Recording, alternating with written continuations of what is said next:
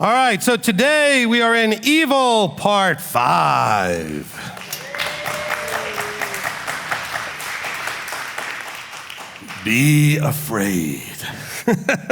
No, this is good stuff. I think it's really fantastic, the response that I'm getting from everybody that's been letting me know how they feel about the teaching, where they're starting to really understand this whole concept of evil in a much more biblically, scripturally accurate way.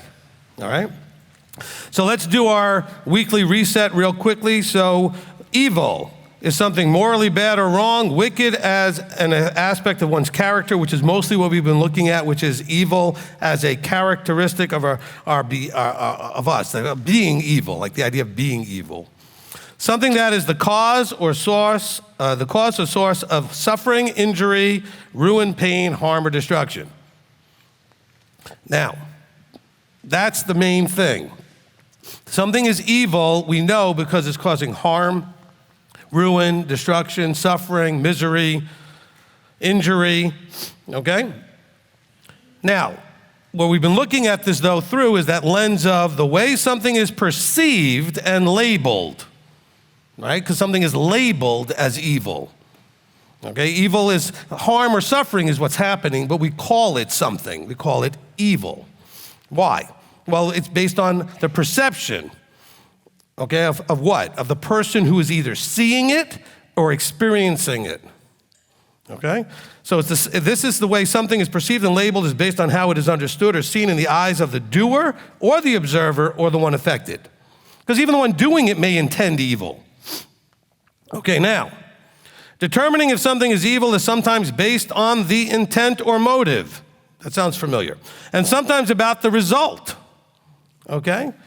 So even if you don't intend something to be evil, the person looking at it, receiving it, or experiencing it in some way may think it's evil. And even if someone intends evil, it may actually be producing good. So evil is not such a black and white sort of thing. And we have to understand that. This, like many other things we're going to go into, and I've said this each week, which is important because I really have to help us reprogram our minds with this to what it actually is saying. Lots of the concepts that we need to understand scripturally are based on labeling by the one who's perceiving it based on, again, either doing it, receiving it, or observing it. And that's going to be the case when we go from here into the sin teaching. Okay, so concepts that we always saw one way, we now have to understand that's okay that we saw it that way, but that doesn't match necessarily what's in here. And we want to make sure we're getting that reset, okay? Because feeling about it strongly enough doesn't matter if it's wrong. We want to be biblically accurate, scripturally accurate. Okay. So what we also knew from the studies up to this point, and we've talked about, is that evil is something you can do, you can have done to you. You can speak evil, you can have evil spoken of you can call something evil that's good, you can call something good that's evil. You know, it's a state of being. It can be something that's a nation could have a state of being, like the whole nation could be evil, or an individual could be evil. You can have evil thoughts, okay? Men can do evil to men, Yahweh can do evil to men can do evil in Yahweh's eye. I mean, there's all kinds of things that are going on. We'll cover them all over the next 10 years, okay? Because we are just barely scratching the surface here. Now, so we have been looking at evil as a mindset or state of being. Mindset or state of being. We're in Jeremiah chapter 2, where we left off on verse 19. I'm going to do a really quick reset from the beginning of the chapter just so we know where we are. I know some of you are laughing. Yeah, quick reset, right, Rabbi? Okay. All right, so in verse 2, it says, "Go and you shall cry in the hearing of Jerusalem, saying, Thus said Yahweh, I remember you, the kindness of your youth, the love of your bridehood, when you went after me in the wilderness in the land that was not sown." So he says, I remember how this relationship started, okay? And it started off pretty good. You were coming, seeking after me and all that kind of good stuff. Verse 3, Israel was set apart to Yahweh, the first fruits of his increase. And then the way this is worded is kind of, you got to understand the context where he's going. Don't just read this verse because it's weird. He says, Israel was set apart in the first fruits of increase, and then all who ate of it became guilty. Evil came upon them. Okay, so what he's saying is it started off really great. We know it wasn't exactly perfectly that way, but it started off okay and it was heading in the right direction. And he said, all who ate of all that good stuff, though, we're going to read in the next couple of verses, they started going in the wrong direction, and that brought evil and suffering on them. Ruin, destruction, harm, etc. Hear the word of Yahweh, O house of Jacob, and all the clans of the house of Israel. Thus said Yahweh, what unrighteousness have your fathers found in me that they have gone far from me and went after worthlessness and became worthless? So in the journey, I'm not going to teach this like we did last week, but in the journey, they started off in this right direction, and then they started going after worthlessness and things that would then help them become worthless as well. He said, so that's where they went from, they ate of the good stuff, and then they decided to eat of other stuff as well. See, if you're eating fruit and a salad and all this other nice stuff, and then finish that off with junk food, you're still going to end up in the place that the junk food's going to get you. Okay, you can't fix it. It's like if you're trying to, think that you're losing weight and you eat something as horrible as, fast food, and then you think a Diet Coke is going to fix it, which is probably worse than anything else you ate. Okay, it's not going to change all the calories that were in the burger and the fries. Yeah, but this one had 0, and the other had like 900. Okay, so there you go, okay? So he's saying here, look, they started off right, then they started going in the wrong direction. And then in verse 6, he says, and did not they say, where is Yahweh who brought us? So at some point, because of their behavior, they were like, where's Yahweh? We're not seeing all the blessings and everything. They're not realizing they are the cause of the problem. This is our key point for today as we're going through this. Jeremiah is trying to get the people to understand their role in causing, right? Because everything is cause and effect, reaping and sowing. So they're like saying, well, where's Yahweh who brought us out of the land of Mitzrayim, who led us through the wilderness, through a land of deserts and pits, through a land of drought and shadow of death, a land no one passed through and where no one dwelt. He said, then I brought you into the garden land to eat of its fruit and its goodness. But when you entered, you defiled my land and made my inheritance an abomination. He said, you moved, not me. You did certain things that created space between you and me. This is where we're really running into the challenge in our own lives, I think, often enough. Is that we don't realize we're the ones creating the gap between us and him. The priest did not say, where is Yahweh? Those who handle the Torah did not know me, and the shepherds. In other words, when he says the priest did not say, where is Yahweh? In other words, they did not seek Yahweh. So again, this is translation issues here in terms of the phraseology here. He said the priest didn't say, let's seek Yahweh for this. He said, and those who handle the Torah did not know me, and the shepherds transgressed against me, and the prophets prophesied by Baal and walked after matters that did not profit. This almost sounds like the fivefold. It's almost like Ephesians 4. Now notice that he said there's a difference between those who are priests, those who handle the Torah, those who are shepherds, and those who are prophets. And so there are different roles, because people will say often enough saying, well, we don't have priests today. Well, that's fine. We don't have a temple for them to use to do the service of the temple. Well, we do have Torah teachers, and there always were those who handle the Torah. Those were the 70 with Moses, and then they were continuing generationally being trained to be the ones that were the Torah teachers. And of course, then you have the prophets as well and the shepherds. Now, he says, therefore, because you did all these things, I still contend with you, declares Yahweh, and with your children's children I contend. In other words, it tells us that we were at enmity to him when we were doing things that go against what he says. And so that's a contentious relationship. But that's not a relationship that he created, the contention, whatever the right way to say that is. We created that problem because we didn't seek after him. And so the people are saying, well, where's Yahweh? Instead of seeking, actually looking for him, they were thinking, well, why is he not just blessing us doing whatever we want? Because it doesn't work that way. At some point, we have to live in reality. And in reality, things work a certain way, and they don't work a certain way. Whether you like it or not is irrelevant. Whether you think it should be that way is irrelevant. It is what it is. And so we have to embrace that it doesn't work that way. The way this works is that we seek him, he talks, we listen, we do. Exodus 19, the covenant. Verse 5, he says, if you would agree to do everything that comes out of my mouth, I will take care of everything else. I'm paraphrasing, but that's what he said. I mean, essentially, that's what he said. If you would trust me to do what I say, I'll take care of everything. You'll be safe, you'll be productive, you'll be fruitful in everything and all the efforts of your hands, etc. He's saying here, but you didn't do that. You didn't keep your side of the bargain. And it's not like he didn't warn them, because he told them in Deuteronomy 28 what would happen when they didn't, if they broke the covenant, if they did not obey diligently his voice. I mean, he tells them straight out, so it's not like they're sitting there going, I didn't know. They were warned. So then we get down to verse 19, and we see where the problem was. We're going to jump through all this other stuff that he says here, and he says, the problem is that your own evil instructs you, and your backslidings reprove you. Know therefore and see that it is evil and bitter that you have forsaken Yahweh your Elohim, and that my fear is not in you.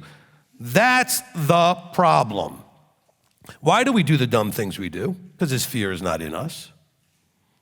Why did you do the things that your parents didn't want you to do? Because those are things you weren't afraid of them about. If they had put the fear of themselves into you, those are things you stopped doing. Of course, we have lost the ability to create fear in our children. Nothing we do really does anything to them. They just look at you like, okay, so what? And then they just figure out someday I'm going to lash out back at you and make you pay. They're not afraid from us, and we're not afraid of him.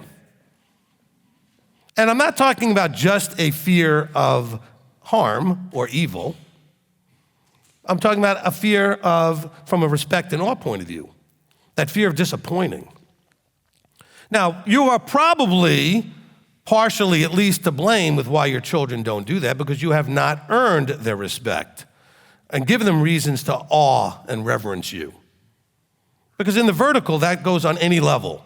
Anybody who is below the person above should be given a certain level of awe and respect, a certain level of fear.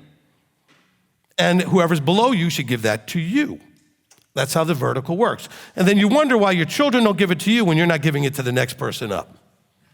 Wives get all upset with the way their children treat them, and then they say, well, wait a minute, how are you treating your husband? Husbands get all upset, but are you in a vertical anywhere?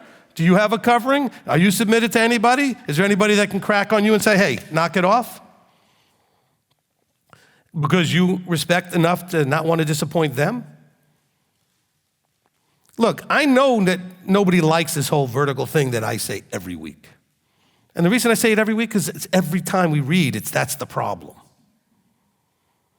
And I don't think you could ever come up with a different answer. If you were to be honest and look at all the problems that you deal with and the world deals with and your family deals with, the congregation, it's all because of a problem vertically. And it's not always the bottom up. It could be the up down. The top could be the problem. But it's a vertical structure problem. And a part of the problem is the authority is voluntary and submitted. Yes, you can make your children at a certain age do everything, but up to a certain point, that only works. And then after that, if they don't want to, they're not going to. They have to choose submission, not you imposing submission. And all of you with teenagers know that doesn't work. You can't impose it. It only ends up blowing up in your face and theirs. So when we look at the body, and the body does all kinds of things, like it says here, that's worthless and become worthless and all this other stuff, is because they're not submitted to have anybody have enough authority to tell them to stop. Because nobody really has authority to make you stop unless you choose to give them that authority. It's a voluntary thing.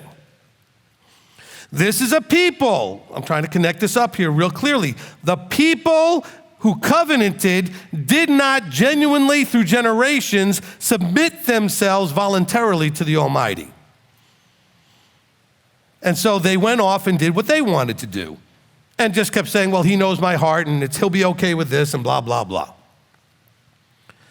Because they go after the things that are in their own heart. He says, look, your own evil instructs you.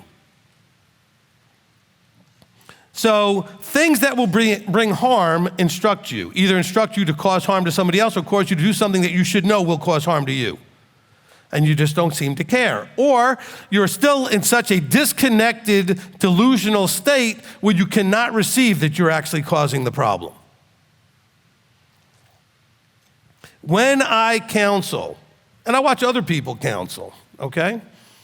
As a matter of fact, I was doing a program recently by Tony Robbins, one of the best motivational guys out there, and I watched him do some counseling on a private chat that they had some leaders in, okay?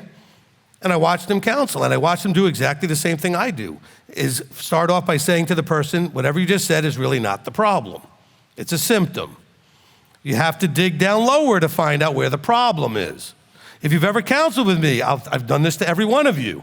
Yes, that's great, but that's not your problem. That's not the problem, and that's not the problem. And it always is going to go down to either a selfish desire or a fear and insecurity and doubt, which is causing you not to submit vertically, okay? And so it's getting to the underlying actual root cause. This is what Jeremiah is trying to, well, Yahweh through Jeremiah is trying to get the people to understand. You are in suffering and are about to receive tremendous evil as Babylon comes down to impose themselves on you because you would not voluntarily be led by the authority that you were supposed to have. So now I'm going to bring a different authority in that's just going to spank you for a while and show you this is the fruit of your seeking elsewhere for what you need instead of seeking him. They were not seeking correctly vertically. They were trusting in themselves and others. And that's where we end up with this tremendous problem. Verse 20, for of old you have broken your yoke and tore your bonds. And you said, I am not serving you. When on every high hill and under every green tree you lay down a whore. This is not literally their mindset, but there are other things going on in their mindset. This is the fruit of it. They broke their yoke. That's really where the problem is. I want, and you said no, or I don't want, and you said to do it, and so you break your yoke and did what you wanted to do, and you tore your bonds. And it's not that they said, literally, I am not serving you. That behavior said, I am not serving you. I don't want you to think that Israel literally just said, I am not serving you, because they still cried out to Yah. But their actions did not match up with their words. Their behavior was, I am throwing off my yoke, I am tearing off my bonds, and I am not serving you. I'm serving me. And that's where we all need to take a self-examination moment to realize, am I doing this? You know you are. Not always, not in every area, but somewhere in your growth, in your development, in the people you interact with, you have this problem.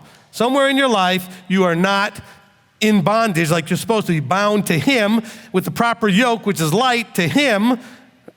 If you're not familiar with my explaining this idea of yoking, yoking is instruction. It's a discipleship term. Being unequally yoked is an instructional issue, okay? In other words, each one, because you might say, well, I'm a Torah observant and my spouse is Catholic or Christian or this or that or just a worldly, non-believing anything. The unequally yoked isn't that you believe in what they believe, it's where the source is. You're believing and submitted under Yeshua and Torah and Yahweh, they're believing and submitted under either nothing or some other thing. So you're unequally yoked. So it says, don't be unequally yoked with a non-believer. In other words, someone whose instruction is not my instruction. So here, anytime you go in a different direction, so you're being guided or instructed other than by him, you've taken off your yoke. You've torn away your bonds. So be careful with this in your own life. Always when we study these things, if you're doing the study on your own, always ask the question, is this me? How can this be me? Where is this that I need to learn from me? Now, in this teaching, it's a little easier because I'm telling you it's you, and not just what's happening to Israel here, or Judah in this case with Jeremiah, okay? Because we're dealing with the southern kingdom here. Now, as we're going through this, please understand everything that you struggle with ultimately will come down to your submitting or not submitting to Yahweh. The level of submission, which comes from the level of trust and belief. This is why James is saying what he says about, I will show you my actions or my belief through my actions. So submission is an action. But why would you submit? Because you believe. that the one you're submitting to is one you should submit to, because you trust that doing so will bring the benefit or the outcome you're looking for. Now, if you don't think the outcome is going to be there, you may look to submit somewhere else. And then you're seeking it from somewhere else. And that's what gets them in trouble and will get you in trouble. So hopefully we understand this in verse 20, right? From of old. He's saying this isn't new. I'm not just picking on you guys right now when Jeremiah is there. Your forefathers had the same problem. We see this when we read the book of Exodus. As soon as they leave Egypt, it starts right away. As soon as they leave Sinai, it starts right away. So you come by this naturally, so to speak, okay? It's not unusual for human beings to have this problem. We see it in the garden, okay? As soon as human beings exist, we see the problem. Because Abba decided, for all of you predestination people, Abba decided to give you free will. And so you choose. So you're not predestined in that way. When we read about the idea of being predestined, it means that he already knows because he's already seen what you did. Because you've already done it. We're doing it now, but in his world, there is no time. Everything's already happened and is happening and didn't happen. It's all there. He can see the end from the beginning. So he already knows what you will do, not like he's destined you to do it, so therefore you have no choice. No, he knows the choices that you're going to make. Yeshua with Judas said, do what you're going to do, because he wasn't predestined like poor guy was born and was destined to be the guy. They knew the decisions he would make, that he would be the one to do what he did, to betray Yeshua at that time. It's not like we should just feel bad for the guy thinking, well, somebody had to do it and this poor guy had to be the guy. Well, yes, somebody had to do it, and he was brought into the mix knowing he would be the one that, if given the choice, would do it. By his choice, because it's free will. Abba picked who he picked knowing what they would do. He picked Abraham knowing what Abraham would do. Of all the people, when he went to pick Abram, he knew Abram would be the guy to do what needed to be done. He did the same thing with Noah. And so, when he picked you, guess what? He also knows what you will do. He also knows if you make it or not. And he's not going to tell you which is which. But he did tell you you can make it. He picked you knowing that you could. He also knows if you do or not. And so this is something we have to embrace. It's very strange and hard because we are linear in time. Our lives are linear through time. He's outside of all that. Sometimes we think of outside of that meaning that he lives forever. Yes, he does. But also being outside of time, everything is happening, it's already happened, and everything at the same time. Because he could already go forward and look and see how it plays out. That's why Yeshua was slain from before the foundation of the world. Father and Son always knew that moment was going to come. No surprises. It was always coming. From the minute that they decided to make a world with human beings, they knew for that plan of living with people forever, for that plan to actually happen, Yeshua was going to need to do what he did. There was never an issue with that. Why? Because they already saw how it would play out. And so that's important that we understand this. So this is simply saying that from of old, like your forefathers, like every other human being on the planet, you struggle with your yoke and with your bondage. Remember, we are told we are slaves to whom we serve. They came out of Egypt to bind themselves, to be in a bondage to the Creator. But it's a bondage of blessing, not a bondage of curse. It's only suffering because we look at it wrong. When we see things going on and we start blaming him for things, it's because we're not looking at it right. That's why James tried to help you understand this when he said, count it joy when you're in a fiery trial. Which makes no sense at all in the fleshly below mindset. In a bigger picture, though, you can get, well, if it's going to bring a result of fruit, Yeshua suffered what he suffered knowing what was coming later. He had no problem going through that, knowing what would come next. Joseph didn't always know, but he somehow, in his mind, he knew something would work out. You never see him whining and complaining as he went through his bondage. And then later came to say, what you meant for evil, Yahweh meant for good. So even though it seemed like evil at the time, suffering, harm, ruin, whatever, good came out of it. But you have to be able to see past that moment where your emotions are triggered. I want, or I don't want. I'm sorry to keep putting it that way over and over again, but this is always the cause of your suffering. You want and don't have. Actually, there are verses that say that, right? You want and don't have, and that's why you suffer. Or you don't want and you know you're supposed to. And this is where we suffer. Instead of being lined up in that thought process, in that emotion with him. He wants, I want. He doesn't want, I don't want. There's no suffering. That doesn't mean things don't happen that you could think of as suffering, but there's no suffering because you're trusting that now. I'm not saying time and chance won't happen to you and things won't happen that cause some sort of suffering, pain, harm, etc., but it's not the same thing as what we're talking about here. If you're aligned with him, things are happening to you as opposed to you taking it in and saying, I'm miserable, I'm suffering, this is no good, this is not fair. That's a whole different pain. Because you still might just get sick or get in an accident or fall down and injure yourself or or lose a job. But you won't look at it the same as you did when you're like, I don't want, that's not fair, that's not right. When you watch somebody else having and you don't have, and you say that's not fair. How come that is? Why do you think the parable's in there with the workers showing up at the last minute getting paid the same as the other guys? To give you the lesson of you agreed to what you agreed to, and if you get what you agreed to, then what does it matter what somebody else gets? Look, I know what that's like. My mother will tell you that when I was a little kid and we got presents given to us, I always looked at the ones my brother got and the one I got and compared them to see if I got the better one or they got the better one. Anybody else like that when they were a kid? Have kids like that now? I was an extremely selfish person. I wanted everything. I wanted my stuff. You couldn't touch my stuff. You were better off punching me than breaking something of mine. It would bother me less. And to fix that, I started giving everything away. I just tried to force myself to say yes and just give things to people. I gave away more self-help books and stuff that was supposed to come back that never came back than I could even tell you. And I'm okay with that because I learned to just give without expecting to get back. I didn't start off that way. I started off, I wouldn't even look at my item. I looked at everybody else's first.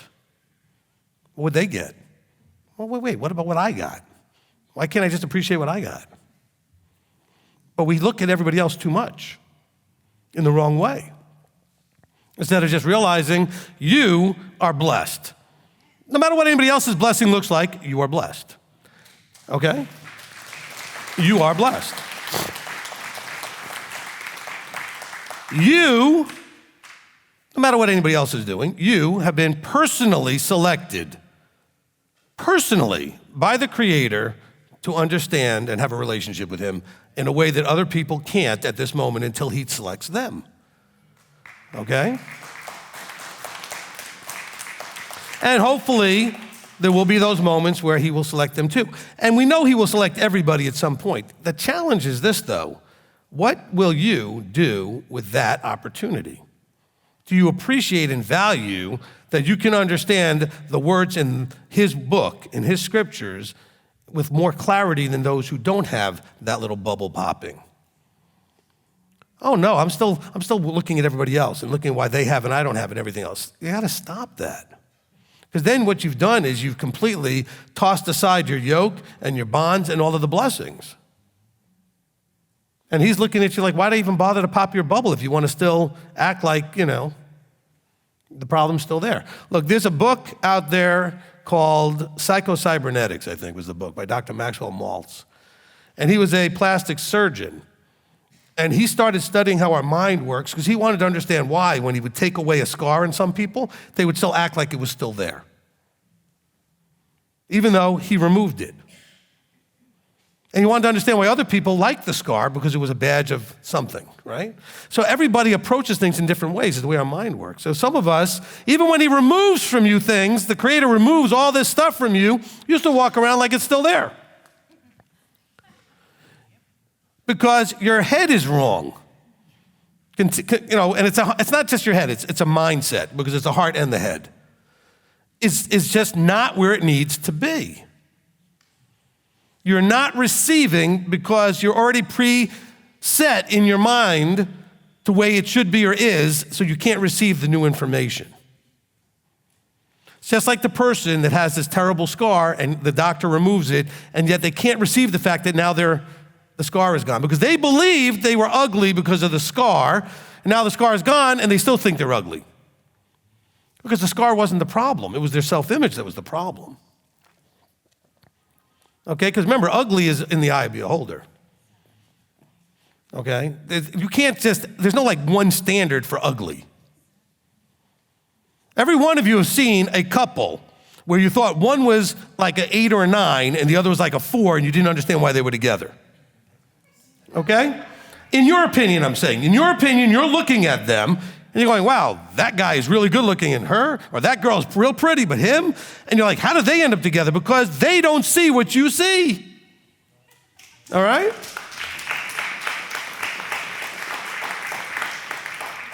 These are purely subjective things. But yet you sit there in judgment. I can't believe he's with her. I can't believe she's with him. Well, it's not your spouse. What do you care? They're all looking at you wondering why you're with yours. Or why, worse, why they're with you.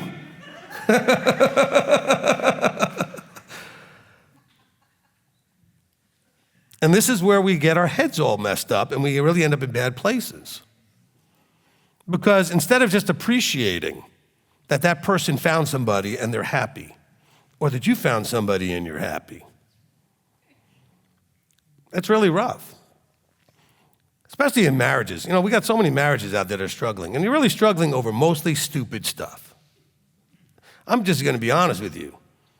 My wife and I struggle sometimes. You know what? It's always over something stupid. I don't know any couples that really fight over anything important.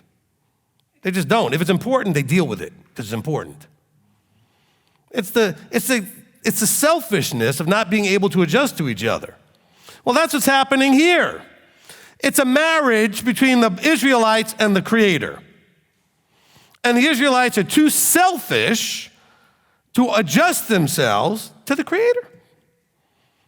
So the metaphor is the same as a marriage. He says, you have broken the yoke and torn the bonds. Isn't that what happens in marriages too? I'm not talking about infidelity.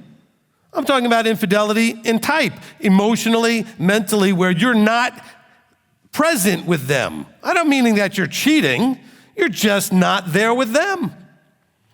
So don't think you have to be interested in somebody else necessarily. You've lost your first love, so to speak. Your interest in them has diminished.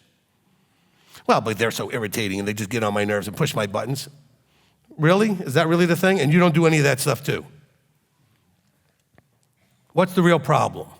Two can't walk together unless they agree. This is what we're reading about in Jeremiah. Yahweh said, I brought you together to a place where we made an agreement on how we're gonna walk together, and you don't agree, so you stopped walking that way. So why don't marriages work? Because you can't get two people to walk in agreement. They agreed that they wanted each other. It may have been lust, it may have been love, it may have been anything. They wanted, they desired, it was an emotional thing, they wanted each other, okay? I told my wife before we got married, I said, we saw each other every weekend for a couple of weeks in a row. I said, well, why break the streak? Let's get married. She's nodding her head. I really did say that. I wanted more than that, obviously, but it was just a joke. But I just, but it was one of those things. We'd seen each other a few weeks in a row, and I said, well, listen, we can't break the streak now. So you could tell my sense of humor was the same all the way back then. But the thing is, that wouldn't have been enough for our marriage to work. We'd have to learn to walk in agreement. And the way we do that is we have to realize that there has to be adjusting to each other. Now, that's different in a human marriage than in a creator marriage. But the reason it's different is because in a human marriage, you're both screwed up. You're both damaged, broken, and flawed. With Yahweh, one of us is perfect, and it's not you. All right? So, in this unique marriage, the one with our Creator, all the adjusting is on you. Okay? In a marriage, you both have to adjust as you figure each other out. And by the way, that can take 10 years. Some of you struggled mightily, then you get to about that 10-year point. A lot of people get divorced now because they haven't figured out how to adjust to each other. They keep thinking the other person is just going to adjust to them. It doesn't work. You both have to adjust. It has to be a little give and take. But now we look at the metaphor then to what we're looking at here in the scriptures. The Israelites may have expected the same thing with their Creator. He has to adjust to me too. No. He does not have to adjust to you. Because he made an offer. See, a lot of us got married, I did, a lot of you did, in sickness and health and blah, blah, blah, blah, blah. Standard stuff that you didn't know what you were saying and didn't care. It was just part of the ceremony. Yahweh told us exactly what he expected, and we were supposed to exactly agree. And he never asked us what we wanted out of it either. He said, I'm offering you this, take it or leave it. There's no negotiating here. Now, with a husband and wife, I tell people when they're dating, I want you to negotiate. I want you to talk about your expectations. I want you to understand what each of you is expecting from the other one and what they can expect from you. That's not the way it works with our Creator. He says, this is my offer. Now, when you got married, you should have gotten to that place where you were saying to your spouse, this is my offer, and they said, this is mine, and you both said, okay, I'll take it. I'll sign on for that for the rest of my life. But you didn't do that because you didn't have somebody like me to tell you that before you got married, and I didn't have anybody like me to tell me that before I got married. So then you struggle until you figure it out by default. Because you're either going to not make it or make it. If you're going to make it, it's only because you figured this part out. Okay? And when I say make it, I don't mean suffer to the end. I mean actually make it. Okay? Some of you are just going to suck it up and make it to the end one way or the other, miserable. Then you wonder why you'd even look forward to the marriage supper of the Lamb. You're already miserable in the one you're in now. But then you could be even more brilliant. Get divorced and get another one and see how that doesn't go any better. And second ones get divorced more rapidly than first ones and a higher percentage. Because you've already realized, well, I could just end and start again. But you keep bringing you to the mix and blaming the other person. Not that it's all your fault, it's both. But then we take that metaphor to here, where it is all our fault.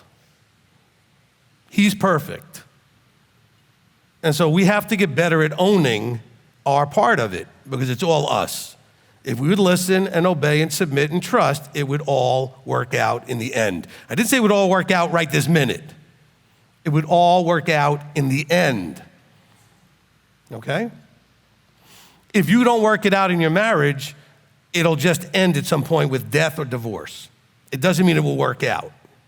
If you can't work it out, you're just going to be miserable till one of those two things happen. Okay? And so I'm just letting us see this, and it has to do with yoking. He says, from of old you broke your bonds of your yoke and tore your bonds, broke your yoke, etc. All you married people did the same thing. You bonded and yoked in a certain way and then broke that very quickly in terms of breaching each other's trust in some way by not behaving as the other thought you were going to behave. Thing is, you never talked about it, never negotiated, never agreed to it. Which is why a wife would get all mad at the husband or vice versa and be like, I'm mad at you because you do this or don't do that. And the person's like, well, I never agreed to that. What do you mean you didn't agree? You married me. Yeah, but we didn't talk about that. I didn't agree to that. And so those are the things that we struggle with, is to walk in agreement. So let's look now back to hear what Jeremiah is talking about, because I know you guys are already uncomfortable enough with me messing with your marriages. So in Jeremiah, he's saying, look, as has happened since the beginning, it's happening again right now, Jeremiah is saying, or Yahweh is saying through Jeremiah, you guys are in that same place. You're not keeping the agreement. You're not walking in agreement. And therefore, we're going to go and impose somebody on you that's going to force you to walk the way they want. You don't want to walk submissively, voluntarily? Now we're going to impose something on you. See how much you like that. Then maybe you'll want to come back and want to submit voluntarily and realize that's the better way to go. Because you've not learned to submit. You know, I know one of the things that people would, this is not maybe today the same. I know the military's changed very much. But when you went in the military, and I'm not an expert, I wasn't there, but I know from talking to a lot of people, they had to, in order to get you to submit, break you first. Okay, that's the whole point of boot camp, so to speak, is to break your self-willed, self-directed, self-everything so you can then receive and submit to the authority and do, when he said jump, you say how high.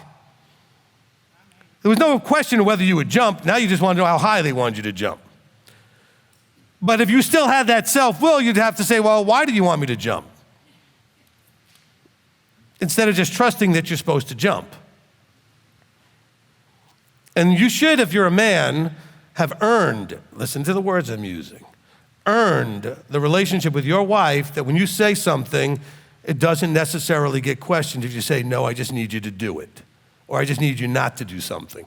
If the wife's about to go do something, you say, let's not do that. But why? No, I just need you not to do that. That doesn't mean you shouldn't explain yourself, but sometimes there's no time for that. It's something that's happening right now, and you say, do this right now or don't do this right now. And you have to have that relationship earned by you where you've worked it out in part of your negotiation. I've talked to my wife about this over the years and said, look, there's going to be times where I say, look, just do it or just don't do it. Not that I don't want to explain it. Maybe I'll explain it later. But right now, you just have to trust me and leave that alone or hurry up and go do that. We've had that conversation. But that's something we have to agree with, right? Where she says, yes, I will do that. I will trust you, but I'm also hoping and expecting that you will explain it later so that we're walking on the same page. Now, the man is not going to want to explain it later if you're fighting with him in the first place, overdoing it or not. Okay? And so that's part of how this all plays out. Now, the reason I'm bringing all this marriage stuff in, because that's probably the most evil thing you ever did. There's nothing in your life that's causing you or others suffering more than getting married. Maybe having kids. Because that makes the marriage miserable and the kids miserable and everybody miserable. Because all that suffering comes out of a lack of vertical alignment. If the children don't vertically align, if the children don't, we have a problem. The wife and the husband aren't vertically aligned, right? It doesn't. If the husband's not. And most of the problem also is that those husbands are not under anybody. There's nobody for the husband to go to, or they're not willing to go to. And I can't tell you, and all you men need to listen. All of you men who refuse to come talk, know that your wives have expressed their frustration, and you're all going to go back to your wives now and say, did you talk to Rabbi? Stop that. Don't do that. They've expressed it at least that way to their creator, that they're frustrated because you won't come and get help. Because you have too much pride, too much honor and shame issues, too embarrassed to admit that you're having a problem. And this is part of the problem that you see here with Israel. Rather than admit they have a problem, they're going to double up and just push harder in the direction. And that's what all of you do. You have to admit when you struggle. Ladies too. You got to tell your husbands you're struggling. You got to come get counseling with me if you're struggling. But this is that problem. Israel here is not going in the vertical properly when they're struggling. They're seeking it everywhere but where they're supposed to. Isn't that what you do too? You go on Facebook, you call your best friend, you call this other one, and you're talking blah, blah, blah, blah, blah. And you're not actually talking to anybody that can actually help. The best they can do is commiserate with you and have a pity party with you. That is the best you're going to get. Is somebody to tell you, oh, I feel so bad for you. Yes, your husband's a piece of blah, blah, blah. All right? Or your wife or whatever. That's the best you're going to get. Nothing useful you're going to get. They're not going to give you useful insight how to fix your problem. Oh, I just feel so bad for you. You know what? My husband's just as bad too. Or my wife is just as... That's all you're going to get. But you go there anyway. And I have no idea how to get you guys to do this. This is one thing, this is where you're not submitting. I'm going to tell you right now. I forbid you. I can't. I wish I could. I really wish I could. You are forbidden from posting anywhere publicly when you're in a negative place. All right?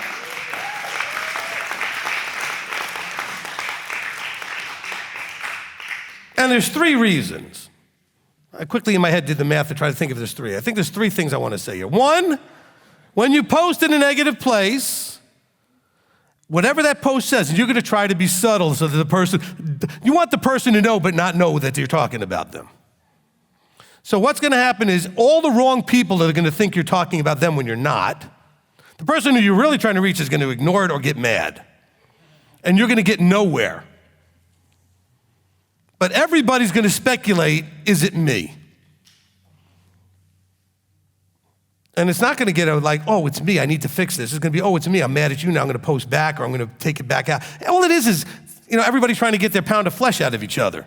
And it's just like throwing gas on the fire. You need to we did the color code thing. You need to get more red, okay, in this area. Okay, just this area, not in all areas. You need to be all about the likely result, looking for results. Please, do nothing unless you ask the question first, what am I looking to have happen? What result am I looking for?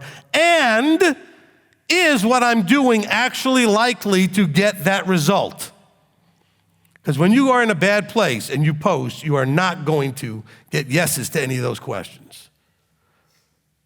Because you're wanting to get your little dig in the person, and the result, I don't know what you're hoping, that they're going to come and apologize and own it. That is never going to happen. Not from that kind of way of addressing it. You address it like that in public, it's going to just blow up in your face and make things worse. It is never going to help. And a lot of you do this. And then the ones who don't, stop liking these posts.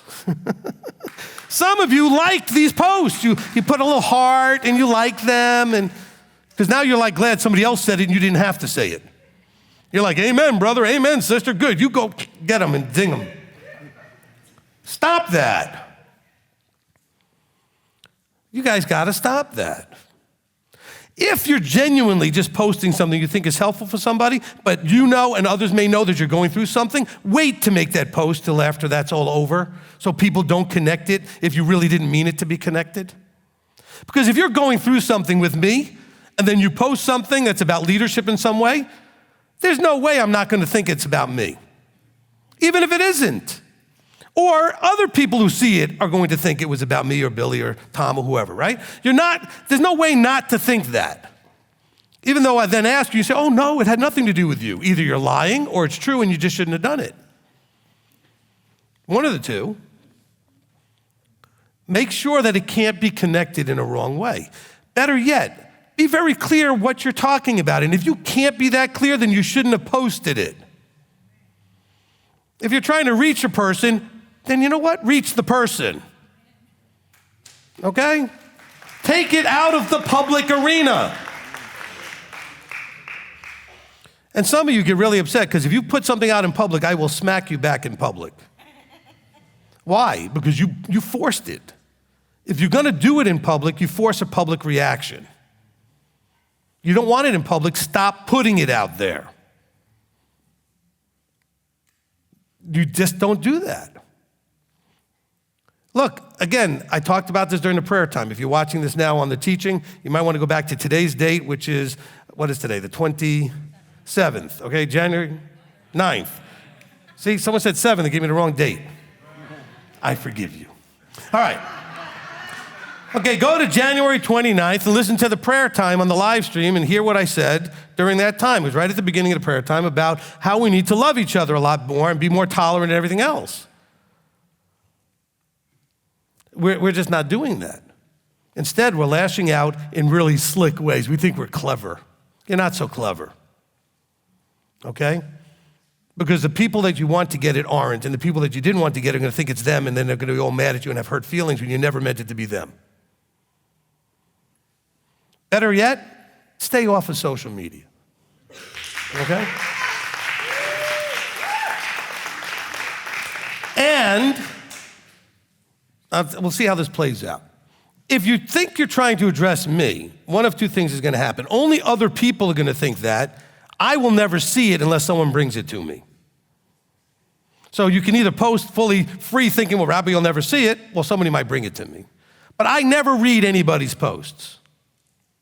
Literally never unless someone brings it to me. I don't look at my Facebook page ever, okay? So I'm never seeing what's on my feed and everything else. Look, I've got 3,000, whatever it is, people that I friended because there were people in the ministry who wanted to friend me, and I stopped that years ago. I haven't added anybody in years. Every now and then I might see a name pop up that I know is part of the congregation. I may just say yes to them. I don't know why. I never post anything, so why would you friend me anyway?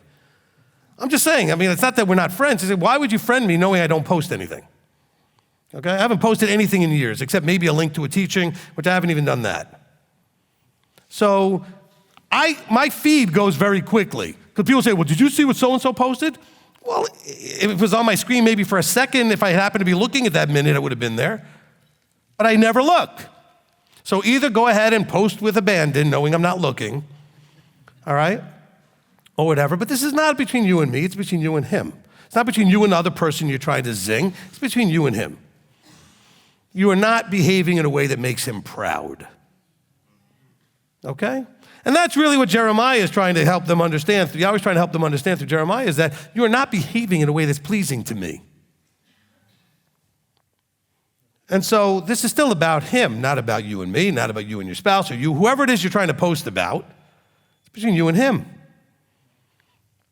It's like I tell people on the live stream, you don't like what we're doing here in our service? That's fine.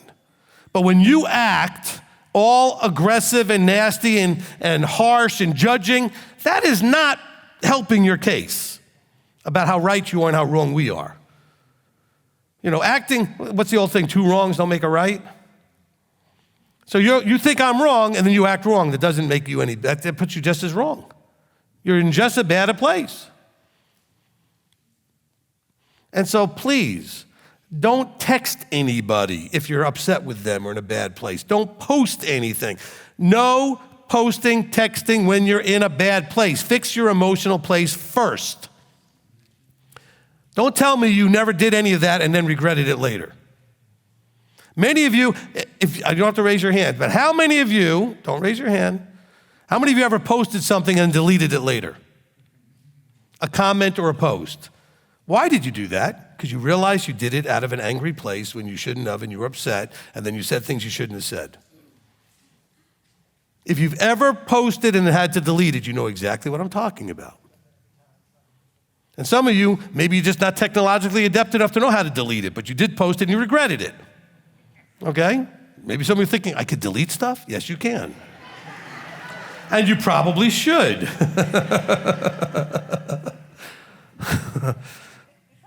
A revelation. I'm prophesying now. Okay. You can delete your posts. Okay. All right? Look, I'm ready to delete my whole account. I don't see the point of it. It's not benefiting anybody. I'm not using it for anything. So I don't see why I even have the account. And still, I've got hundreds of people trying to friend me. I don't know why. I mean, all they have to do is look at my account is not restricted, I think, to just only people that are friends to see it. Anybody can see what I post. There's nothing posted. So what's the point? You want to follow me on Facebook? There's nothing to follow. Follow me on YouTube. Follow me on... I don't post anything. And so some of you are all mad at me because I never friended you back. Or except, I don't look. I literally never look. And you can ask anybody, ask my wife, ask anybody, I never look. Okay? Unless you bring it to me, and then I want to see what it is you're talking about so I can actually know what it actually says, then I will look at that specific thing. Well, so-and-so posted something, we think it might be about you. First of all, I don't care. But since you're upset about it, I'll look at it. Okay? So I can then calm you down. Anybody out there thinks you're going to post and upset me, it's not going to happen. I don't care. Okay? People bringing it to my attention make me more upset than the people who posted it because they're trying to get me to be upset about it. I don't want to be upset about any of your posts. You're just venting. Fine, vent. I don't care. If you needed it, you needed it. Oh, but other people are going to see it. Well, then they need to grow up too. If they're going to be affected by somebody's negative vent, their rant. So why would I care about that either? It's part of their growth development process. So you have to get to that place where you don't care. What I mean is it doesn't emotionally affect you. All right? Forgive them, Father, they don't know what they're doing. If they knew what they were doing, they wouldn't just be venting in public and ranting against people. Right or wrong? If they're right, they should address me directly. If they're wrong, they should never address anything. Either one should not be in public. And then we wonder why the body is so miserable and suffering all the time and why we can't get close to each other. Oh, because we breach each other's trust all the time. I just don't feel safe. Every one of you probably has had a moment in this congregation or other congregations, if you've not been here that long, it'll happen here too, where you don't feel safe because somebody did something that made you feel like your trust was breached and blah, blah, blah, blah, blah. Well, if that were the case, I would feel the least safe of all of you. Because, everything I say gets used against me in the court of public opinion all the time. But it's not unsafe. It's just people being people, and we're broken and damaged and foolish, and we need to grow up and knock it off. And I don't know how to get that across any stronger. And I know that, I started reading here in chapter 2, and we'll try to get through it here a little bit. I got some more time still. But this is the weightier stuff that we're trying to understand. This is all because of relationship breaching of agreement. And so how does that apply today? In both ways, our breaching our trust and our agreement with him, and the way we breach relationship agreements with each other. So friendships are broken. Marriages are broken.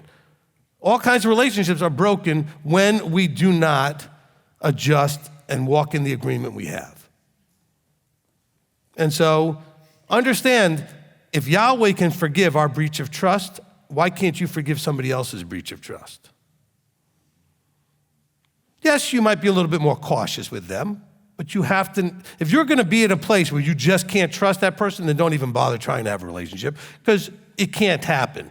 Same thing, husbands and wives. I got husbands and wives having a problem. There's a breach of trust. And then I asked them both always the same question. Do you still want to be in this marriage? Yes. Do you still want to be in this marriage? Yes. Great. They both said yes. Then you must trust. Oh, but me. There is no way to get there if you can't trust. Oh, but he did or she did. I don't care.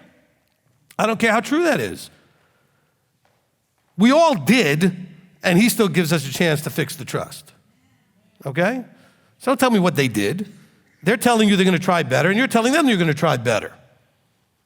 But if you don't give that trust and belief that it can actually happen, you're wasting your time. Get a divorce. It's never going to work. You have to believe it can work. You have to want it, but you have to believe it. See, when I ask them, do they still want to be married? They say, yes, they want to. But now they have a belief that's not congruent with their other belief. They got two conflicting beliefs. They believe they really want the marriage to work, but they don't believe it can. Well, that's doomed. You have to want it and believe it can happen. Otherwise, it can't. And I've talked to couples every week like that, where at least one of them says, oh, but I can't, blah, blah, blah. I said, well, then give up. If you can't do it, you can't do it. I said, just understand, if this is what you want, you have to do it this way. That's reality. It can't work otherwise. All right? If I've got a square hole and I try sticking a round peg in there, that's the same size, it won't work. I have to get a square peg to go in the square hole, right? And so I can't argue with that reality and say, no, I'm gonna force, and it won't work. Okay? And it won't work. You have to accept the reality that there's a right combination of things that fit together. And so you need to keep understanding that. So it cannot work if you cannot both say, I'm going to give this a full try. Even though it's been messed up so many times, you have a choice. Fix it or move on.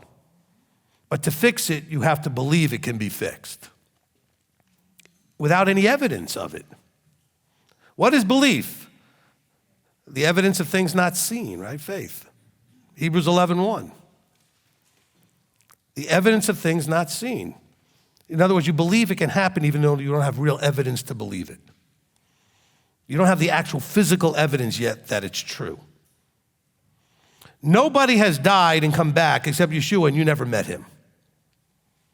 But yet you believe that we can die and be resurrected. That's faith. You have no reason to believe that as far as like having seen it over and over again. I mean, you can believe that when you turn 18 and you take a course that you can drive a car. Because you've seen everybody else get to be a certain age and then they go and drive a car. So it's not like someone said, by the way, you could drive a car, and you're thinking, well, I've never seen anybody else do it. But faith is that stuff that you haven't seen. You've never seen anybody resurrected, but you believe it will happen. Why? Because you have faith. You have trust and you have belief. You have to have that in your marriage too. How did this whole thing turn into a marriage seminar? Maybe that's what you guys needed today, I don't know. I'm not in charge, all right? I feel like Jeremiah from the point of view like, I just open my mouth and it's gonna go where it's gonna go. But this is a broken marriage relationship problem here in Jeremiah. Just remember, in this case, one is perfect. And so all the blame goes on the other one. In marriages, blame has to be shared because nobody's perfect in that marriage, okay? All right, I'm running out of time. Where are we? Verse 21, we covered one verse because I finished last week on 19. Got 20 in there, and that's it. Yet I had planted you a choice vine, all of it a true seed. How then have you turned before me into the degenerate plant of a strange vine? Well, I just explained how that is. How is it that happened? Me, I. All those preferences. So when you don't do what the choice vine was supposed to do from true seed, you turn into a degenerate plant. And it's a degenerate plant when you do it your way, not his way. That's all the same thing we just talked about. Verse 22, although you wash yourself with lye and use much soap, yet your crookedness is ingrained before me, declares the Master Yahweh. In other words, you do all this physical stuff to try to make yourself look clean, but you're not changing the problem, which is not on your skin. You're scrubbing yourself down and you're doing all this crying and physical things, saying, oh, I'm so sorry, but no, you have no interest in actually changing. Is that you? Own it if it's you. Oh, and I'll take the punishment and I'll suffer, but if you're not going to change, then there was no point to it. Remember, when he cursed them, one of the verses says, and I will curse you 7 times. I know it says it more than once, but one of them it says, and if you are not instructed, in other words, receiving the instruction to make you change, I'll curse you some more. We are supposed to be instructed, not just caused to tear our hair in sackcloth and pour ashes over ourselves. Oh yeah, that's all impressive and stuff, but if it doesn't have a genuine internal change, what was the point of all that? Which is why I'm a hard person sometimes to apologize to. Because if you're not actually sorry, I don't want to hear it. I mean, if you're saying it just to make it end, I don't want to hear it. If you're saying it because you think it's what I want to hear, I don't want to hear it. If you're saying that you're sorry we're fighting, but you're not actually sorry for what you did to contribute to it, I don't want to hear it. That's why when my children got punished when they were little, I, after their punishment, had them come over, sit in my lap, and look me in the eye and explain to me whether or not they're sorry and what they're sorry for. What is the thing? Well, I'm sorry, Daddy. No, you're sorry because I punished you. Are you sorry for what you did? Do you even know what you did? Why are you here? So if you are going to truly apologize to somebody, apologize with specificity. Say, I am sorry I did or I didn't, whatever it is that caused the problem. Don't just say, I'm sorry. Anybody who's suffering is sorry. You're in a sorry position. The whole thing is sorry. But apologize properly. Because otherwise you're doing this thing with the lye and the soap and just washing the outside. There's nothing really genuine there. Verse 23, how do you say, I am not defiled, I have not gone after the Baals. See your way in the valley, know what you have done, a swift dromedary breaking loose in her ways, a wild donkey used to in the wilderness, sniffing the wind in the desire for being. in her time of mating who turns her away. All those who seek her need not weary themselves. In her month they find her. Okay, so what's it talking about there? It's saying, look, you're almost like the animal in heat. You want what you want so badly, there's nothing going to get in your way. Because when those animals are in that form, they're going to chase down and go down. They're going to find what they want. Because they are in this extreme hormonal, emotional place. Some of you get that way with the things you want and don't want. You get such an emotion drive, there's no stopping you. So he's giving you this picture that they would have understood as dealing with animals all the time. See, some of you have not really dealt with either pets or animals, so you don't know what it's like to see them when they're like this. But when they're like this, don't get in the way, all right? So, he says, keep your foot from being bare and your throat from thirst, but you said, it is useless because I love strangers and after them I go. So in other words, he's trying to tell you what to do and you say, oh, but that's not going to work. I'm going to go over here and find my answers. How many times do I have to say you should call and set up appointments with me, with the leadership, and get the help you need? And you go, that's not going to help. That's useless. That's not going to work. Well, why don't you talk to some of the people that actually come and see if it works? I don't mean one person who came once. I mean the people that come on a regular basis, because they'll tell you why they come on a regular basis. Why do they seek after it on a regular basis? And does it actually work? Oh, that's not going to work. All right. If you say that, by the way, it's kind of like I don't know if it was Ford or whoever is attributed to Edison who said this, but whether you think you can or you think you can't, you're right.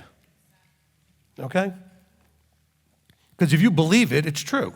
If you don't think you can do something, you can't do it. You will sabotage it or do whatever's necessary to prove you right. If you think you can, you'll figure it out. So if you decide that it's worthless and useless and that somewhere else is the answer, that is always what you're going to do. Because if you came, you're going to find an excuse not to work. My father was so emotionally bound up and had issues with relating to me. We were so different that anytime I asked him to do something with me, it would last only a few minutes until he found a justifiable excuse to get upset and walk away. He would not ever do anything with me. Now, I'm sure I was a big pain in the butt and everything else. But that's not an excuse. I was 6 or 7 and he was an adult. But he didn't want to do it. So he was always looking for the justification not to. If you think working with me is going to be a problem, when you come with me, you'll find that problem.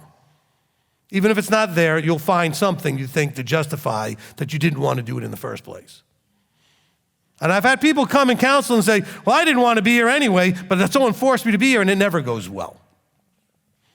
Billy's been in some of those counselings, and the person started off thinking, I thought they wanted to help. Only turns out they were forced to be in there. Not really, but they listened to somebody who pushed them. And so they allowed that person to push them, and therefore they were looking for reasons to justify that they were right in not wanting to come. And so whatever happens will always happen to give you the excuse you need to justify where you want to go. You got to be careful with that. Where are we? Okay. As the thief is ashamed when he is found out, so is the house of Israel ashamed. They and their sovereigns and their heads and their priests and their prophets, saying to a tree, you are my father, and a stone, you gave birth to me. For they have turned their back to me and not their face, but in time of their calamity they arise and arise and save us. You see how dumb that sounds? We all do that though. But it sounds so dumb when you read them doing it. Because really, when you go to, please listen to me, I'm not trying to embarrass anybody or shame them or be insulting. But when you go to your friends, instead of up the chain of command like you should for certain things that should go up, I'm not saying never go to your friends. It's like you're asking a stone or a tree to help you. Because they can't help you any more than a stone or a tree. But you don't want to go to the one who can help you because I'll be embarrassed or ashamed, or he's going to tell me to do something I don't want to do, or he's going to tell me how it's my fault and I don't want to hear that. And that's why people don't come, because they don't want to hear what they're going to get. But then you go where you're going to get basically the usefulness of it, might as well be a tree or a stone. Except that it's going to coddle you and be on your side and believe you. And shame on all of you who listen to the person who comes to you and think you actually know the whole story. So the woman is sitting there, and her friend comes to her, and she goes, my husband, blah, blah, blah. And you're thinking, what a piece of garbage her husband is. He's such a jerk and so mean. You have no idea what she did to bring some of that on. So you should do what I do. And people on the other side of it don't like it. After I hear all of that, I look at them in the eye and say, good, then what part of this is yours? What did you do? I didn't do anything. Yes, you did. What? This didn't happen all one-sided. What did you do? What is your part? Don't listen to anybody that comes to you attacking a friend, a family member, a spouse, whatever, and without asking them, well, what did you do? I didn't do anything. No, that's not true. That's not true. If anything, at least your response to what the other person did made it worse.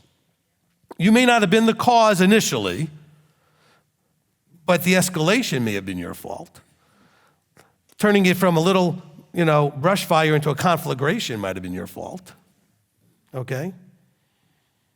So something went from a candle to a blowtorch. Okay? Or a flamethrower. I mean, that may have been your fault.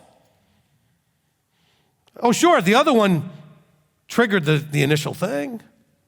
You didn't have to throw gasoline on it, though. Okay? So if somebody comes to you, listen, because they want you to listen, and then ask the question, is there anything that was a part of this that you can look at and realize you made it worse or you caused it or did something? Otherwise, you're not really helping anything. So notice what happens. After they go to all the useless places, it blows up, and what do they say? Oh, now they're going to go to the right source and say, help me, save me. At least they go at that point, okay? But why would you have to wait till that point? Verse 28, beware of your mighty ones that you have made for yourselves. Let them arise. See if they can save you at the time of your calamity, because your mighty ones have become as many as your cities, O Judah. Why do you complain to me, you all who have transgressed against me, declares Yahweh? Why are you coming to me now? I told you this would happen. It happened. It's your fault. And by the way, this is not like a husband and wife where we don't know whose fault it was. We always know whose fault it is here. And Yahweh says, why do you come to me? Did I do anything? This is all your fault. And now you come to me like somehow I have to fix everything and it's my fault. Like, why did you let this all happen? I let it happen, yes. Why did you cause it? Why did you do the dumb things you did? Why do you complain to me? You all have transgressed against me, declares Yahweh. In vain I've smitten your children. They received no instruction. Your sword has devoured your prophets like a destroying lion. So again, he says, I'm like the parent still trying to spank the kid, realizing what's the point? It's not working. Yahweh's saying, I've smitten your children. Your sword has devoured the prophets. You receive no instruction. In other words, I do these things to smite you, to instruct you. You don't receive it. This is where the leadership here looks at each other every day at some point going, they're not listening. Now, of course, we globalize, say no one's listening. We know a lot of you are listening, but they're not listening. And that's why they suffer. We suffer because we don't listen, or we listen to the wrong voices. And then on top of it, he says, your sword devours the prophets. In other words, then the ones who are supposed to instruct you, you destroy them. You tear them down, you attack them, you ignore them, you kill them, whatever.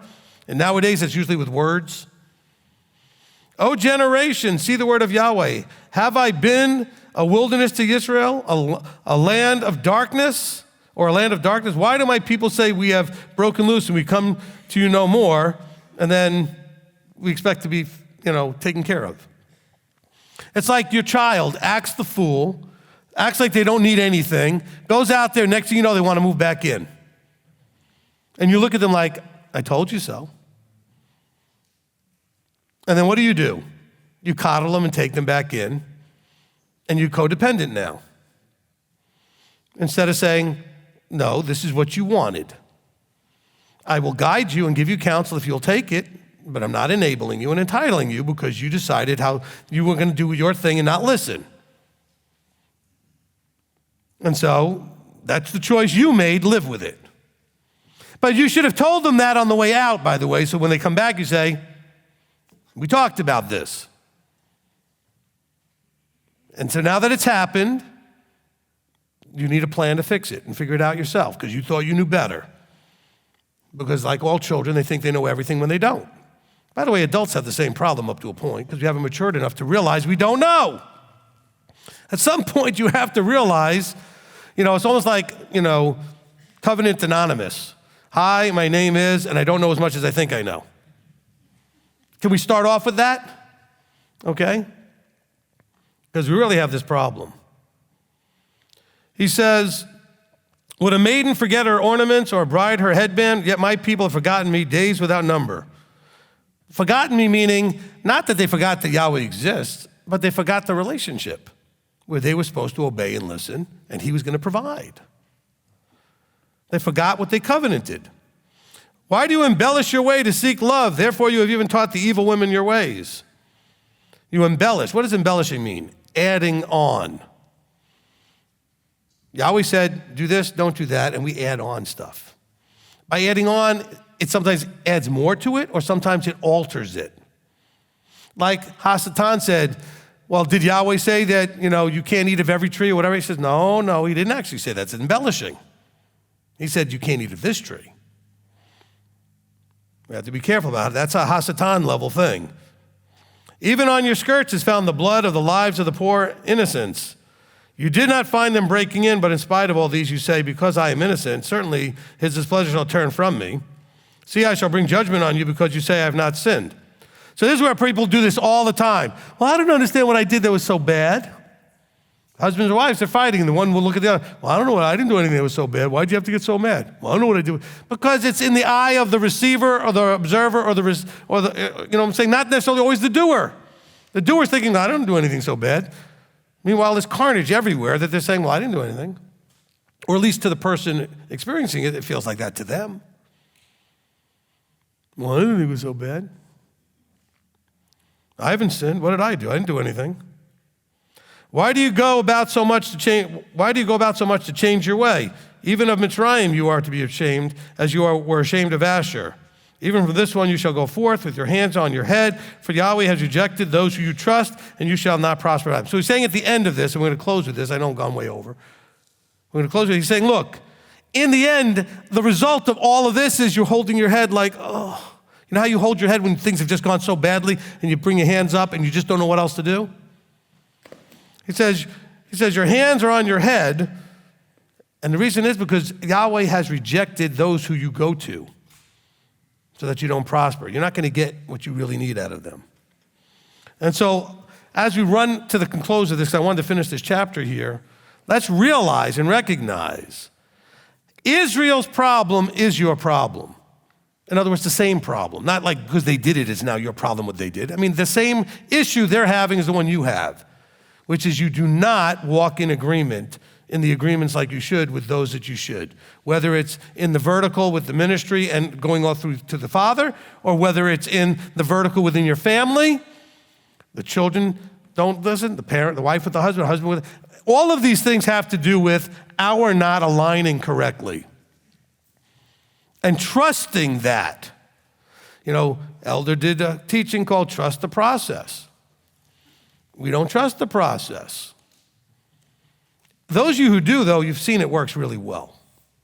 I mean, I'm very proud of the few of you that have come. I'm not saying there's others of you that don't trust the process who have not come to me, but the ones who've come to me that I'm aware of, what you're doing and how you've trusted the process, I've seen tremendous things happen in your lives. Okay?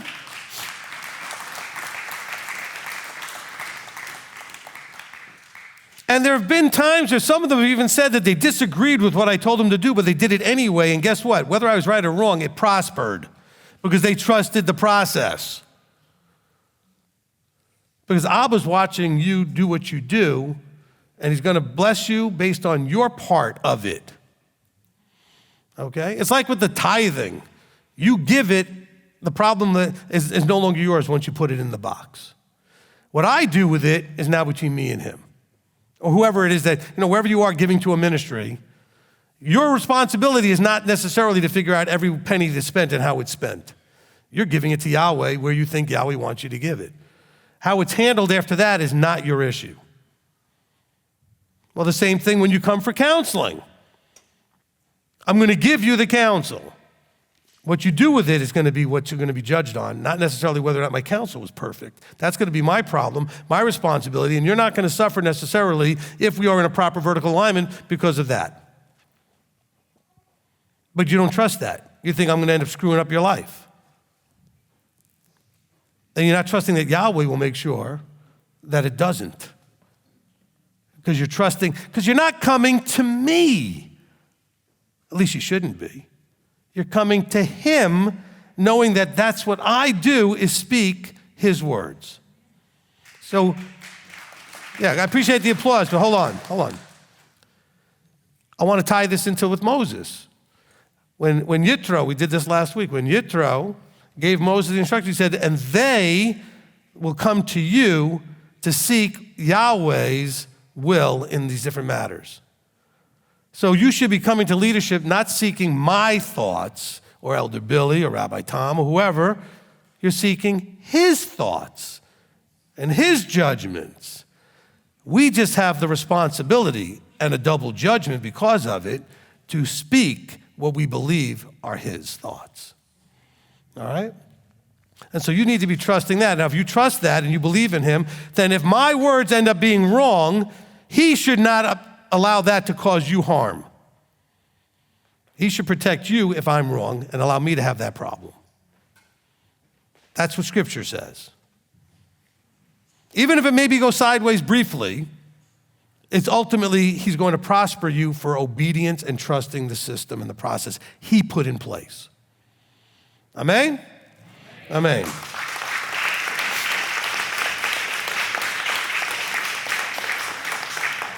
Father, we come before you, and Father, we just really, truly appreciate reading in the book of Jeremiah here your words to Israel, to Judah specifically, to understand the challenge we have in our relationship with you as we have in all relationships.